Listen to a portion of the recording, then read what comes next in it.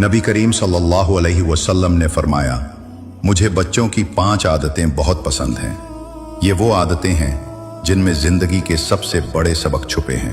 पहली आदत, बच्चे जब कुछ मांगते हैं तो रोते हैं, जिद करते हैं और आखिरकार अपनी बात मनवा लेते हैं।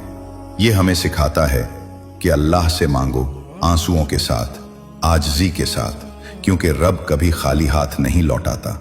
दूसरी आदत, वो मिट्टी से खेलते हैं, गोया हमें बताते हैं कि गुरूर, दौलत और ताकत सब आखिरकार इसी मिट्टी में मिल जाना है। तीसरी आदत, वो झगड़ते हैं मगर थोड़ी देर बाद फौरन सुलह कर लेते हैं। यही असल ईमान है, दिल साफ रखना और नफरत न पालना। चौथी आदत, वो इकट्ठे खाते हैं, दूसरों को खिलाते हैं, उन्हें जमा करने की हिर्स नहीं होती। काश हम भी सीख लें कि बांटने से रिज्क कभी कम नहीं होता।